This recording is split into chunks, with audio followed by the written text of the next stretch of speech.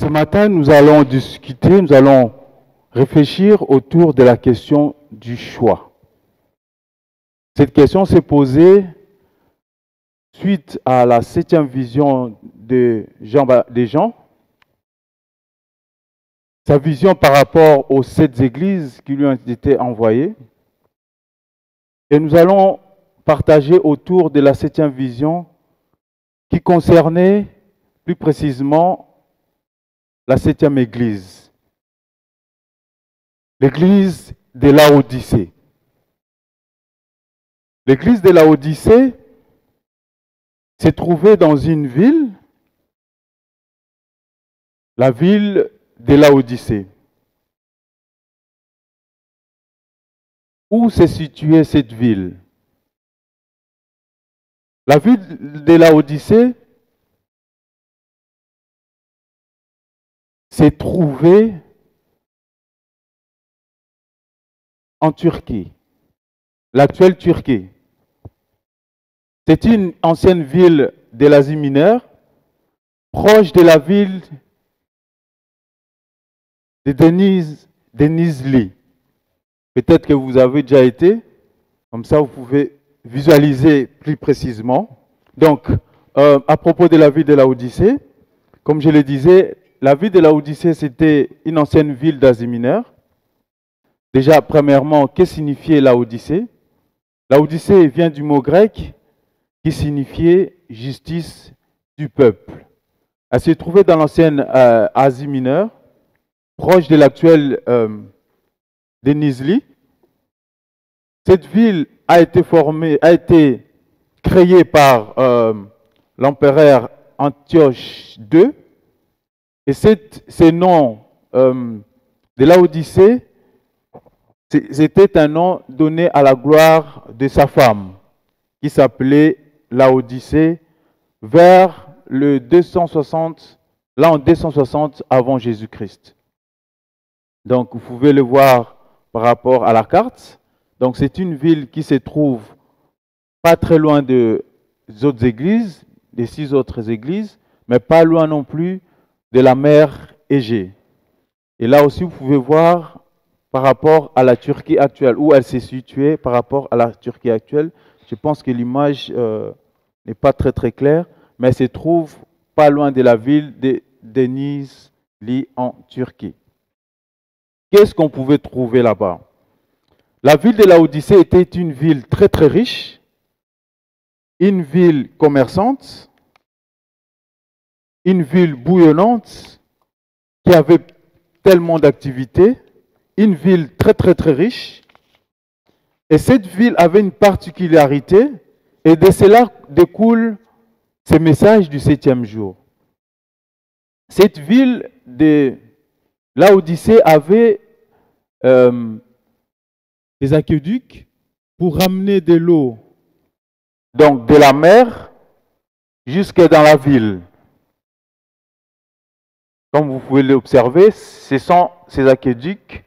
Et donc, la spécificité de ces aqueducs était due au fait que l'eau qui quittait la source pour venir vers la destination arrivait complètement tiède. L'eau pouvait être froide à la source et à la sortie de l'aqueduc, l'eau devenait complètement tiède. Et Jésus va utiliser à travers ces messages cette symbolique que ses habitants connaissaient plus précisément. Ses habitants pouvaient comprendre plus facilement. Comme vous le savez, Jésus a utilisé énormément de paraboles, des images, des choses qui pouvaient nous parler plus facilement. Donc, cette symbolique de la tiédeur découlait de cette source d'eau, de cet aqueduc qui rejetait de l'eau complètement tiède. On pouvait voir aussi dans cette ville un stade.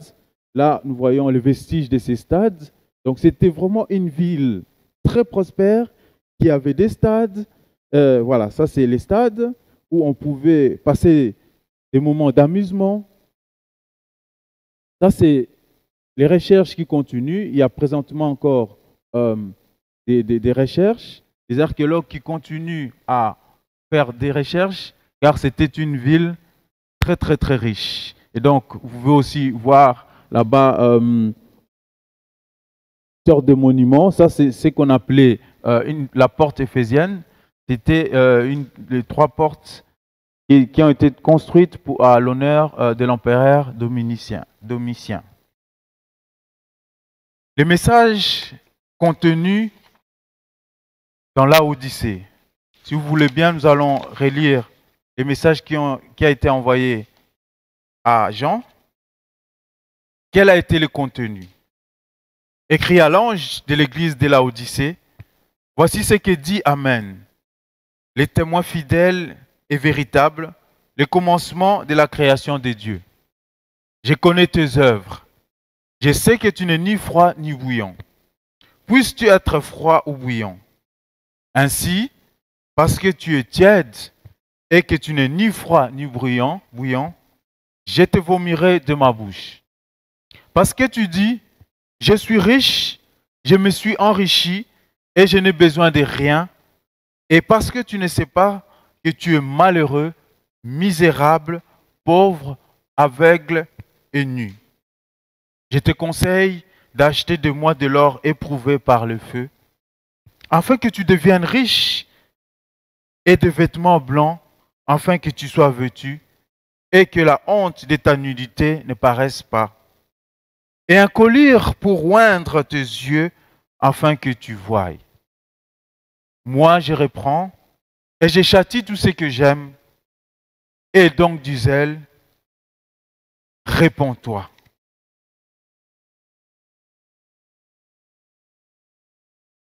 Jésus va faire un constat. Le constat de Jésus est sans appel. Je connais tes œuvres. Je sais que tu n'es ni froid, ni bouillant. Puisses-tu être froid ou bouillant. Le constat est clair, l'évaluation est claire. Cette église n'est ni froide, ni bouillante. Jésus conseille à cette église de se positionner,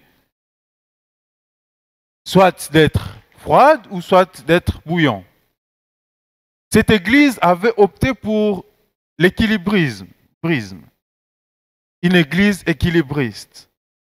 Elle avait connaissance de la parole de Dieu, mais elle n'avait pas non plus de vivre les bouleversements ou les changements que doit causer cette rencontre avec Dieu. On dira donc qu'elle n'était pas ignorante de la parole de Dieu, mais pas non plus prête à la défendre coûte que coûte. À travers ces messages, Jésus va énumérer quelques reproches à cette église. Et nous pouvons aussi observer qu'il n'y a aucune qualité à cette église. Jésus ne met en exergue aucune qualité. Les reproches de Jésus. Parce que tu dis, je suis riche, je me suis enrichi, je n'ai besoin de rien. Et parce que tu ne sais pas que tu es malheureux, misérable, pauvre, aveugle et nu. Jésus reproche à cette église leur suffisance. Nous sommes suffisamment riches pour nous en sortir. Et d'ailleurs, cette ville a été réputée d'avoir été capable d'être reconstruite par les fonds même des habitants. Lorsqu'il y a une destruction, de cette ville, les habitants de cette ville ont réussi à la reconstruire sans demander de l'argent aux banques. Leur suffisance. Au-delà de leur suffisance, on leur reprochait aussi leur indifférence. Vivons comme bon nous semble. Nous suffisons à nous-mêmes. Malheureux, misérables, pauvres, aveugles et nus. Ce diagnostic va au-delà du physique. Au-delà de ce que nous pourrions voir, ces diagnostics énumèrent la condition physique de cette église, la condition spirituelle des fidèles qui fréquentaient cette église. Ni chaud, ni froid, ayant la connaissance de la parole de Dieu, mais n'ayant point envie de la défendre coûte que coûte.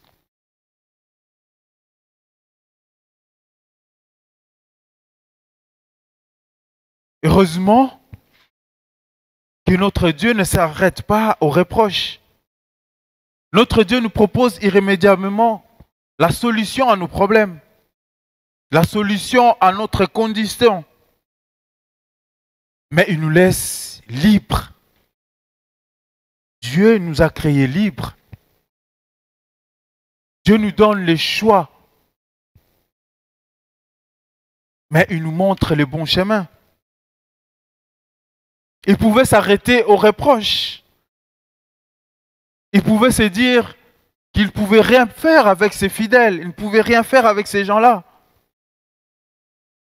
Mais Dieu propose irrémédiablement des solutions à nos problèmes. Je te conseille d'acheter de moi de l'or éprouvé par le feu, afin que tu deviennes riche, et de vêtements blancs, afin que tu sois vêtu, et que la honte de ta nudité ne paraisse pas, et un collier pour oindre tes yeux, afin que tu voies. Après les diagnostics, notre Dieu ne croise pas les mains. Notre Dieu revient vers cette église, propose des solutions pour qu'ils puissent sortir de leurs conditions misérables.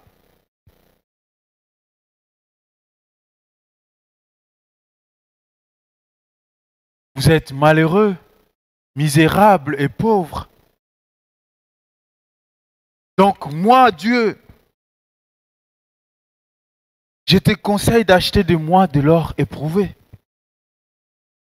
De l'or éprouvé par le feu, afin que tu deviennes riche. On peut voir cette symbolique, cette signification de cet or que Dieu va proposer à cette église d'acheter. Pas cet or physique, mais bien une autre forme d'or. Et nous pouvons trouver cette forme d'or dans 1 Pierre chapitre 1, versets 6 à 7. C'est là ce qui fait votre joie. Quoique maintenant, puisqu'il est faux, vous soyez attristés pour un peu de temps par diverses épreuves, afin que l'épreuve de votre foi, plus précieuse que l'or périssable, qui cependant est éprouvé par le feu, ait pour résultat la louange, la gloire et l'honneur lorsque Jésus-Christ apparaîtra. Au-delà de leur richesse matérielle, Dieu va leur proposer une richesse qui va au-delà de celle qu'elle possède déjà. Dieu veut que cette église puisse développer la foi. Une richesse impérissable. Dieu veut que cette église soit capable de passer à travers les épreuves présentes et à venir, mais à condition qu'elle veuille développer sa relation avec lui. Achetez de l'or que je vous propose, car cet or n'est pas périssable. Cet or ne dépend pas des cours, des bourses. Cet or ne dépend pas des guerres ou des situations de paix. Cet or se trouve dans notre cœur. La foi. Cet or qui va nous permettre, vous permettre de tenir ferme face à n'importe quelle situation. Achetez de l'or. Dieu ne s'arrête pas là. Vous êtes nus. Mais moi, Dieu, je vous propose d'acheter des vêtements blancs, afin que vous soyez vêtus et que la honte de votre nudité ne paraisse pas. Ces gens étaient parés d'or, des vêtements de lin, des vêtements très chers. Mais il leur manquait des vêtements indispensables, des vêtements blancs, dont nous pouvons trouver une partie de l'explication d'Apocalypse chapitre 7, verset 14. Je lui dis, mon Seigneur, tu le sais. Et il me dit, ce sont ceux qui viennent de la grande tribulation. Ils ont lavé leurs robes et ils les ont blanchis dans le sang de l'agneau. Dieu leur propose, à travers Jésus-Christ, de porter une robe merveilleuse, des vêtements blancs, des vêtements de justice. Mais cela passe par l'acceptation du sacrifice de Jésus-Christ, du sacrifice à la croix, qui est le seul moyen, la seule source de délivrance et du salut. Dieu leur propose d'accepter ces sacrifices suprêmes à Golgotha. Dieu leur propose de développer un caractère juste devant lui en acceptant ces sacrifices suprêmes à la croix comme étant indispensables pour notre salut. Vous êtes aveugles. Dieu va leur proposer de oindre leurs yeux afin qu'ils puissent voir. Bien sûr qu'ils voyaient avec leurs yeux physiques. Ils voyaient pour faire ils avaient besoin de voir pour faire leurs affaires. Mais ce que Dieu leur propose, c'est tout autre chose. Jean 16, verset 13. Quand le consolateur sera venu, l'Esprit de vérité, il vous conduira dans toute la vérité. Car il ne parlera pas de lui-même, mais il dira tout ce qu'il aura entendu. Et il vous annoncera les choses à venir. Ils voyaient physiquement, mais ils étaient aveugles spirituellement. Ils fréquentaient l'église, mais ne comprenaient pas la volonté de Dieu pour leur vie. Dieu leur propose de demander l'aide du Saint-Esprit. Cette aide était gratuite.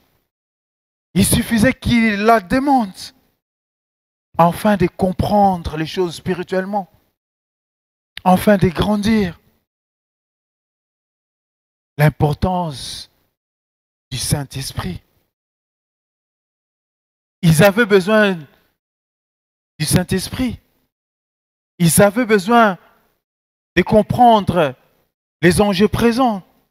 Ils avaient besoin de savoir comment se comporter, d'être guidés dans leur choix, dans la conduite de l'Église, dans leur positionnement, dans la ville où ils se trouvaient, par rapport aux décisions qui devaient être prises par les dirigeants, par les décisions qui devaient être prises dans leurs affaires. Ils avaient besoin du Saint-Esprit. Cet esprit qui devait leur guider, leur montrer la vérité, afin qu'ils puissent rester sur le chemin que Dieu a tracé pour eux. Et nous, dans tout ça, ces messages peuvent nous sembler lointains. Ces messages peuvent nous sembler pas concernés. À qui étaient destinés ces messages? Ces messages n'étaient pas uniquement destinés à des individus. Ces messages étaient destinés à une communauté. une communauté qui était censée avoir la foi.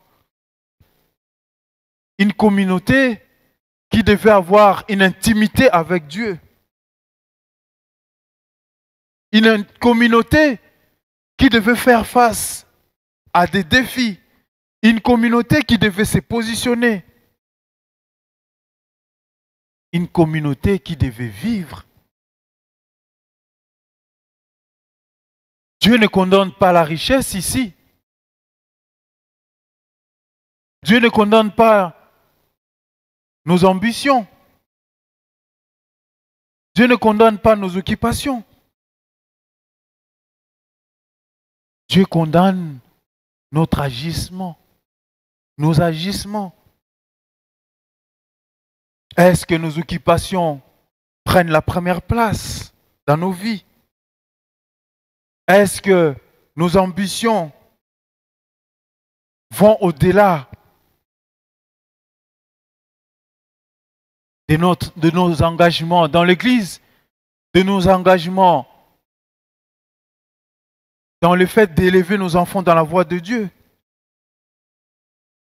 Est-ce que ce message nous concerne?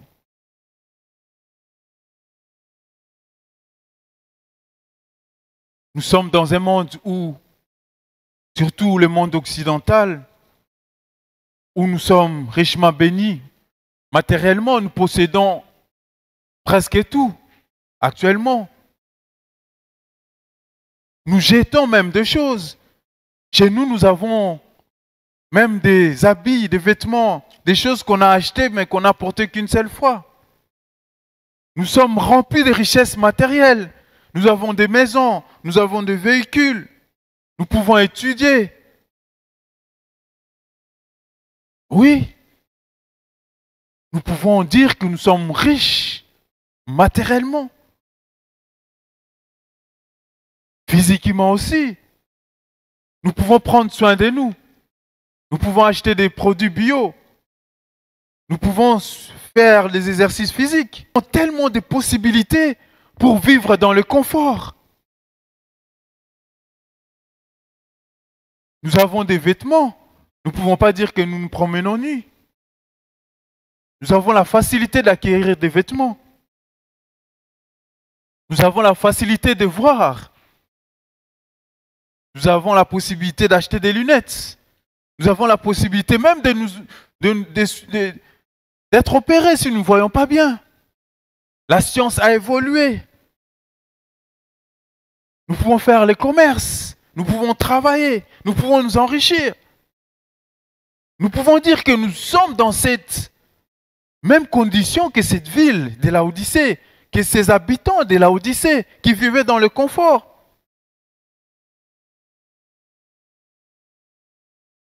Mais est-ce que toutes ces possessions, toutes ces opportunités, ces occupations prennent-ils la première place? Est-ce que tout cela nous éloigne de Dieu ou nous rapproche de Dieu? Quelle est notre position actuellement? Lorsque nous voyons que nos églises sont fermées, quelle est notre position? Quelle est ma position? M'asseoir chez moi, attendre que les choses se passent, que les gouvernements prennent des mesures afin d'ouvrir l'église? Ou je veux rester actif? Appeler les frères et sœurs, appeler les responsables de l'église, m'engager dans l'école du sabbat des enfants, m'engager dans l'école du sabbat des adultes, m'engager dans la liturgie.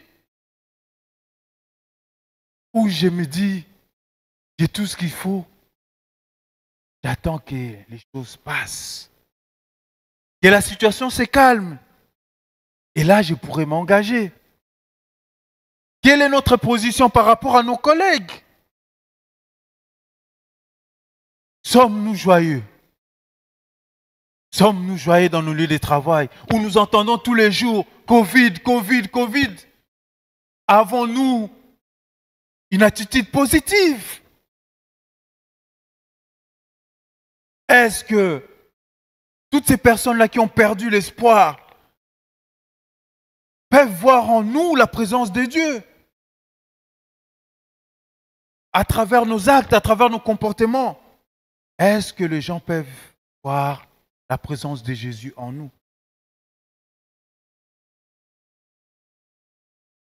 Ou nous sommes comme cette église de la Odyssée, remplie de connaissances. Parce que nous ne pouvons pas dire que cette église n'avait pas de connaissances. Cette église connaissait Dieu. Mais cette église a choisi la suffisance et l'indifférence. Avons-nous choisi notre position?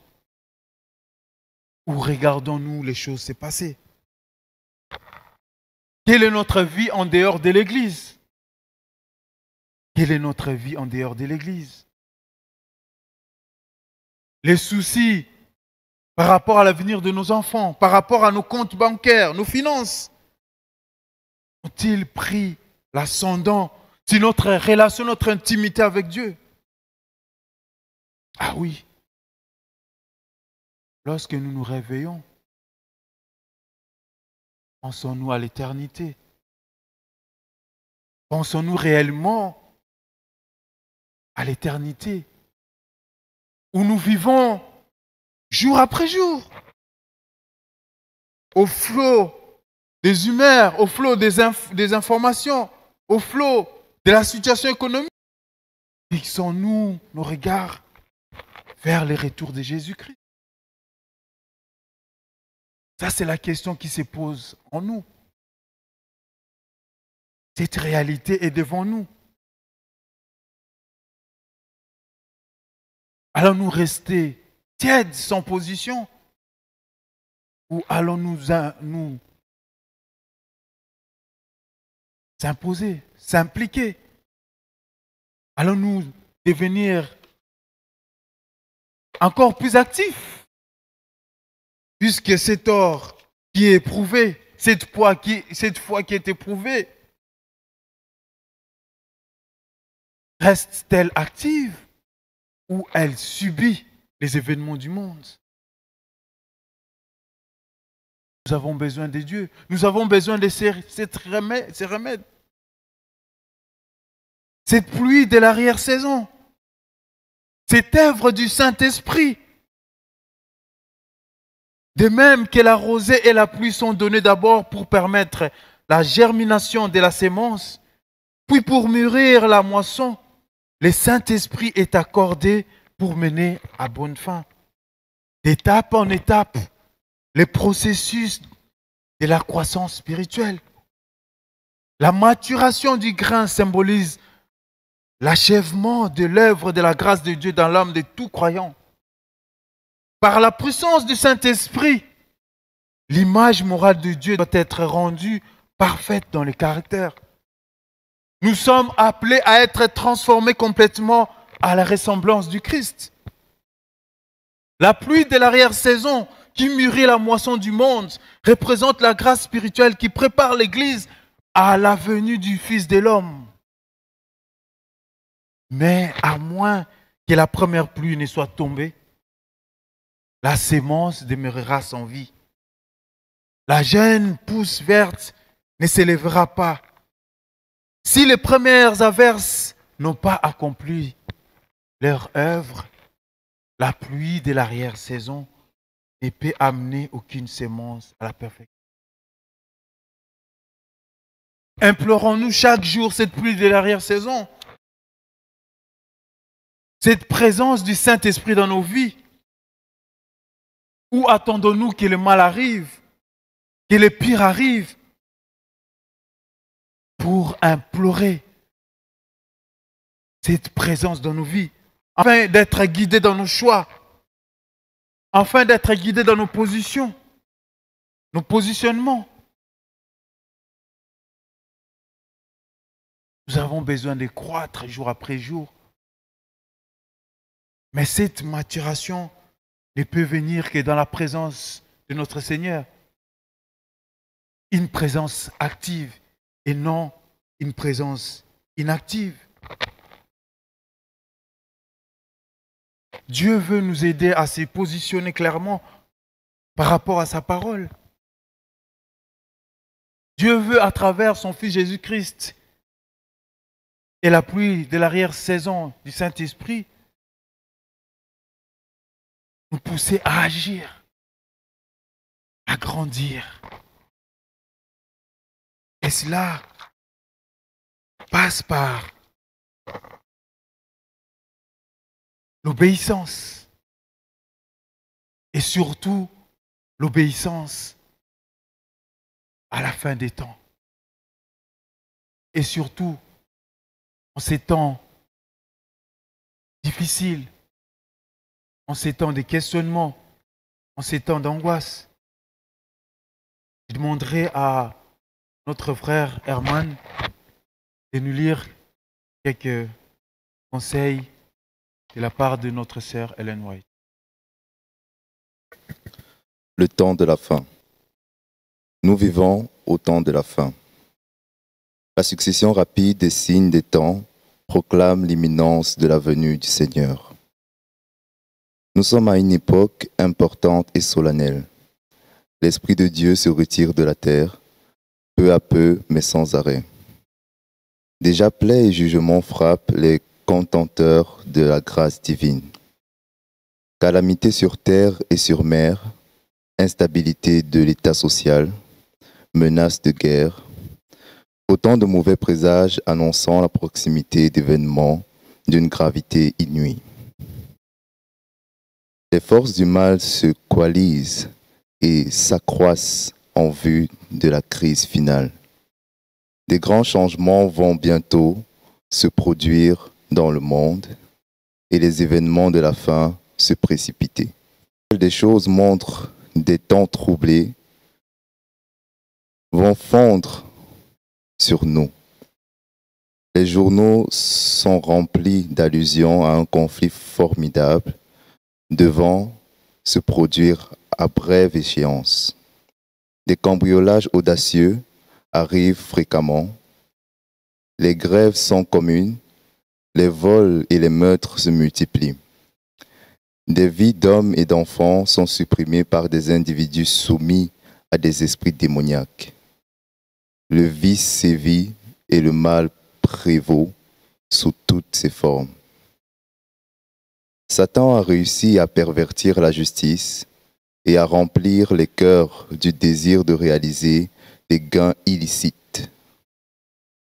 La délivrance est retirée, le salut se tient éloigné, car la vérité trébuche sur la et la droiture ne peut approcher.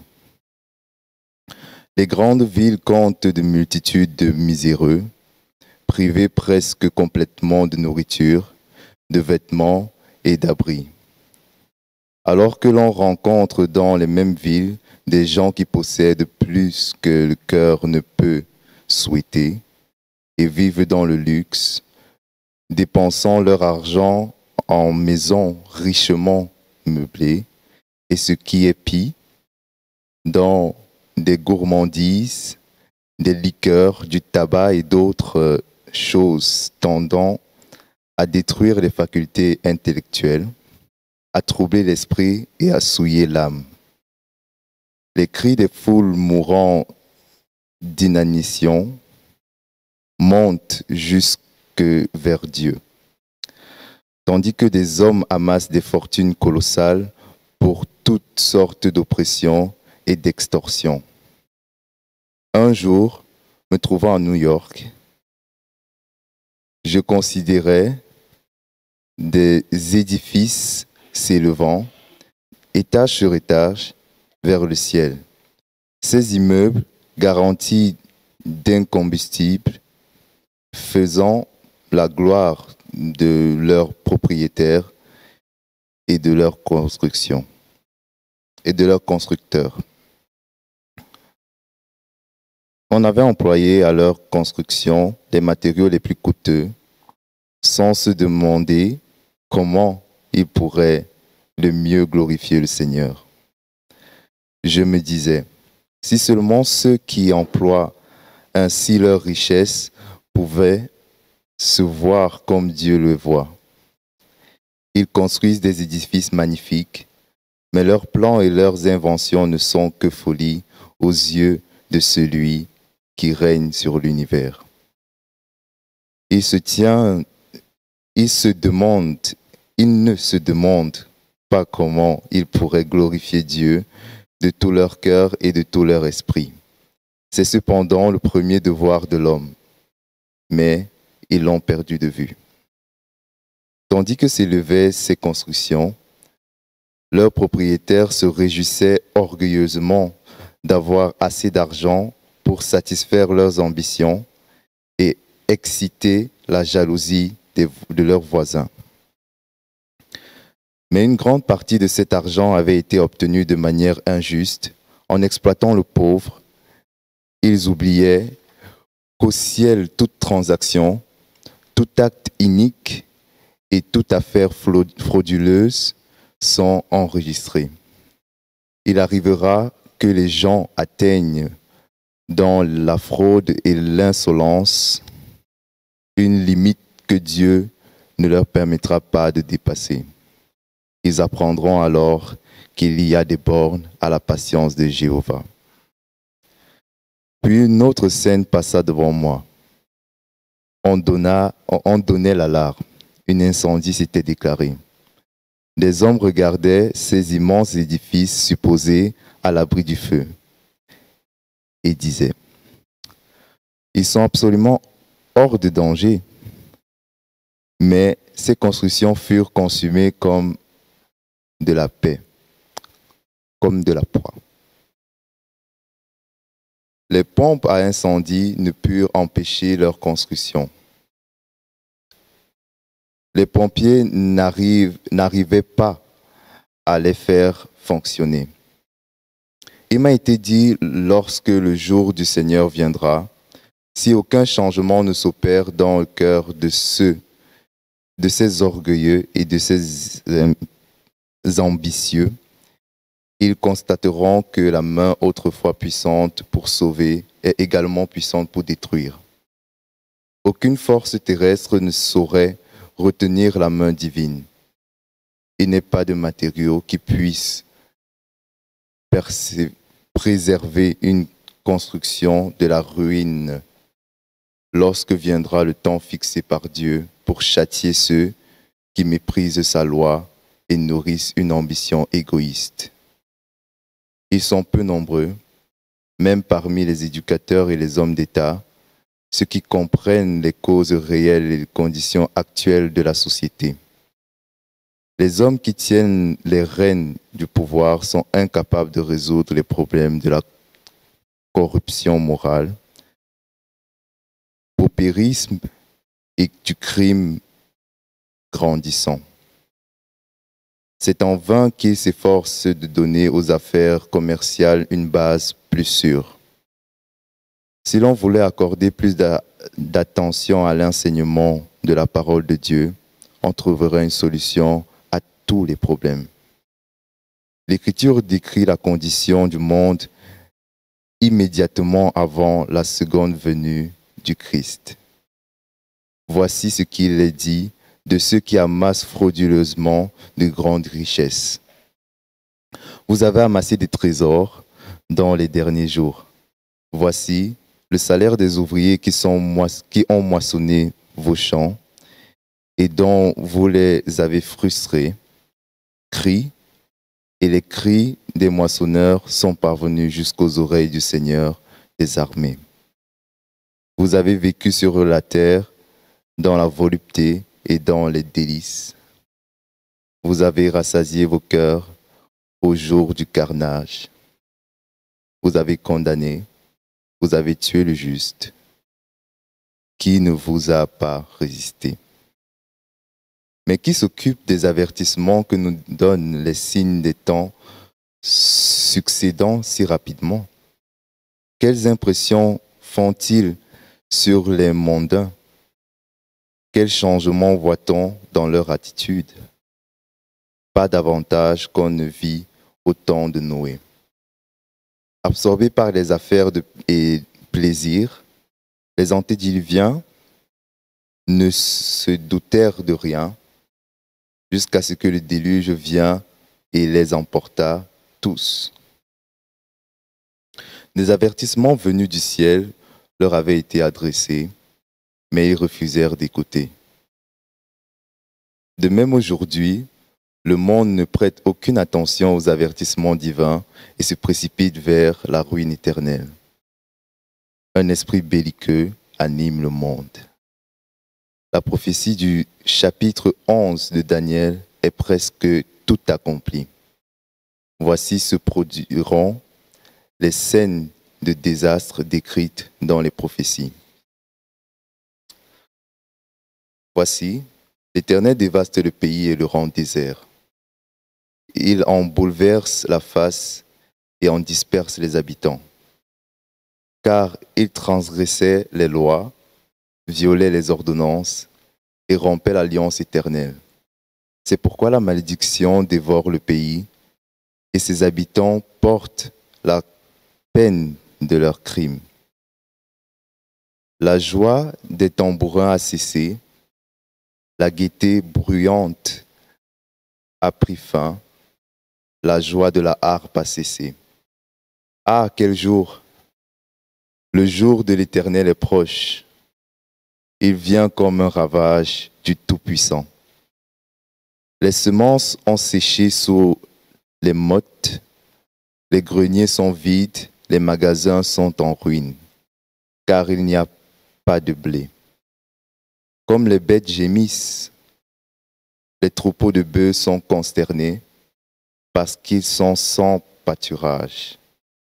Même les troupeaux de brebis sont en souffrance.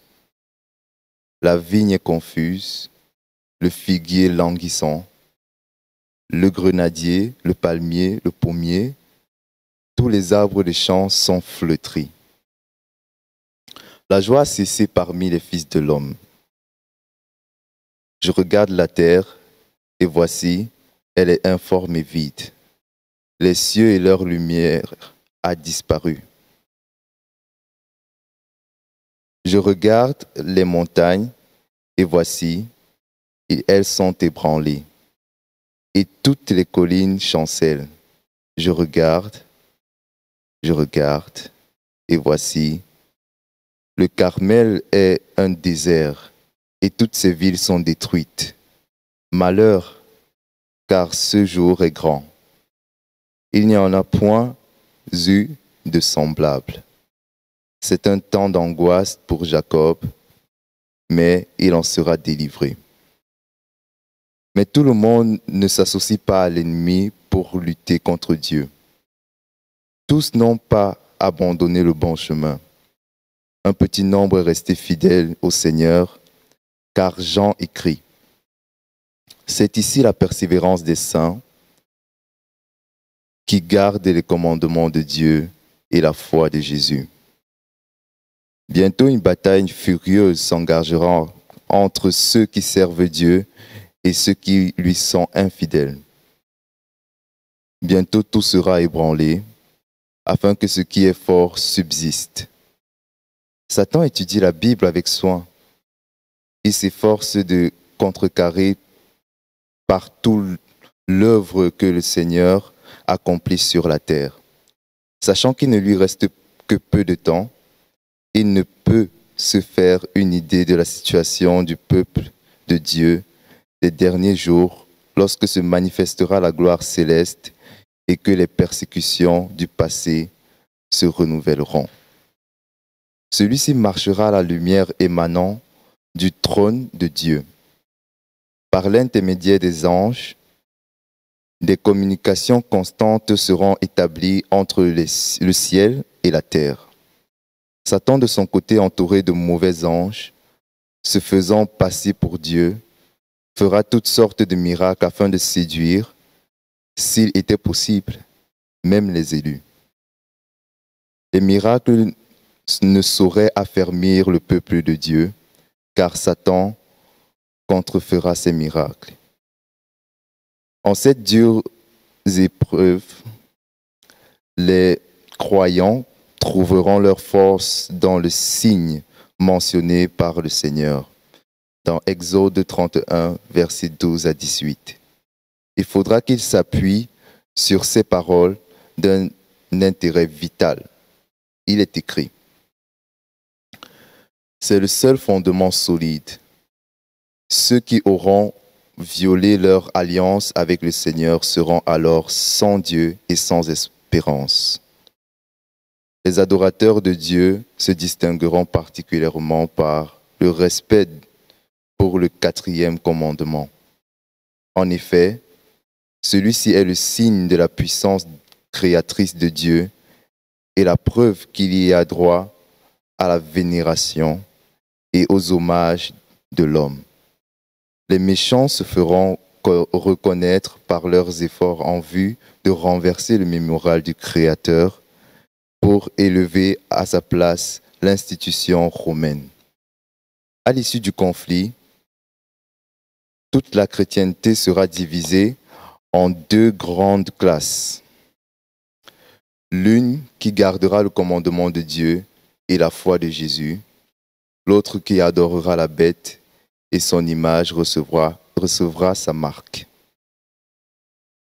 Malgré les efforts combinés de l'Église et de l'État de contraindre les hommes, petits et grands, riches et pauvres, libres et esclaves, à prendre la marque de la bête, le peuple de Dieu ne capitulera pas. Saint Jean, à Patmos, a vu ceux qui avaient vaincu la bête et son image, le nombre de son nom, debout sur la mer de verre, ayant des harpes de Dieu, et chantant le cantique de Moïse et de l'agneau. Des épreuves redoutables attendent les enfants de Dieu. L'esprit belliqueux agite les nations d'une extrémité de la terre à l'autre. Mais pendant le temps de détresse qui approche, un temps de détresse comme il n'y en a point eu depuis que les nations existent, le peuple de Dieu restera inébranlable. Satan et son armée ne pourront le détruire, car les anges qui excellent en force le protégeront. Amen. Père éternel, nous te rendons grâce pour ta parole. Nous te rendons grâce car tu ne cesses de manifester ton amour envers nous. Tu reviens vers nous même si nous voulons nous éloigner de toi. Tu reviens toujours vers nous, Père éternel. Aide-nous à faire un choix définitif, à te choisir définitivement, surtout en ces temps difficiles, en ces temps de choix, en ces temps de positionnement. Aide-nous à rester clairement à tes côtés et à fixer nos regards vers le retour de ton Fils Jésus-Christ, afin que nous puissions nous détacher de nos possessions, de nos ambitions, et n'avoir qu'une seule ambition, la vie éternelle. Je te prie tout cela au nom et par le mérite de ton Fils Jésus-Christ. Amen.